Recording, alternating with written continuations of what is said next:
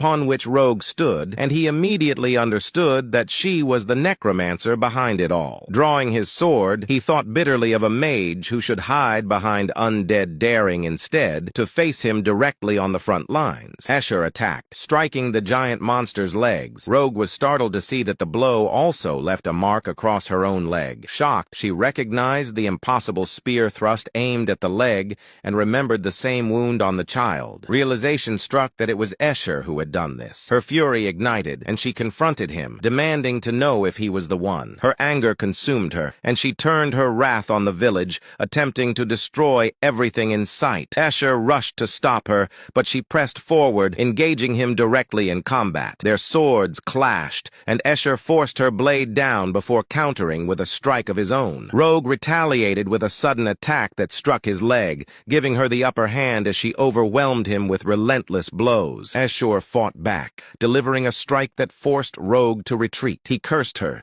declaring that this was the first time since facing the four knights that he had been pushed this far, and demanded to know what she truly was. Rogue answered with a single word: an avenger. Gravely wounded, Escher realized he needed time and tried to stall by pressing her for answers. He mocked her claim of vengeance, saying he had killed so many that it was impossible to know whose revenge she carried. Rogue remained calm and explained that necromancy consumed immense stamina, and that the greater the distance and number of undead, the higher the cost. She raised her hand before him, placing it firmly on his face. Her grip tightened with crushing force as she condemned his pride in killing, declaring that such meaningless power had destroyed the Empire's people and even taken her disciple, the hero. Blood streamed from Escher as he struggled under her grip, finally slashing to break free. Rogue evaded and kicked him back against the stones. Breathing heavily, Escher laughed bitterly, calling her a monster who did nothing but whine. He justified the Empire's actions, claiming that all deaths had been necessary for its cause. Rogue replied coldly that his death at her hands would therefore be just as necessary. Escher smirked and declared that it would not be today. A sudden white light descended behind him, startling Rogue. She looked around to see several points in the village where the same light struck. A new figure appeared, locking Rogue's summoned monsters within barrier-like prisons. Commands rang out to install mana relay devices, confirm circuit stabilization, and connect to 155 mana batteries. Preparations for the anti-undead barrier shield were complete, and the mission was declared a success. Escher grinned as the figure deployed the barrier throughout the village, erasing the undead army one by one. Soldiers cheered as the monsters vanished. Confident, Escher told Rogue that her undead army had been destroyed. He explained that the barrier generator was crafted by the legendary wizard of the Heroes Party, praised as the greatest in history, 120 years ago. Even she would not last long within its reach. Rogue answered calmly that she already knew. She recalled the man who created it, a fool with a stubborn artisan's spirit. Escher was puzzled by her response. Rogue dismissed the loss of her army, stating that she could raise another, and that those who would truly stand with her were not the undead but the Empire's exploited citizens. She vowed that they would join her in vengeance, and promised that with them she would bring the Empire to its end. Rogue reflected on the days of her hero team, remembering how they hated war but were forced to seize what others cherished in order to protect their own. Those were days when death was a certainty, and though she thought those times were over, the reality proved otherwise. She wondered if so many lives had vanished for such a future, but could only answer herself with uncertainty. In her skeleton form,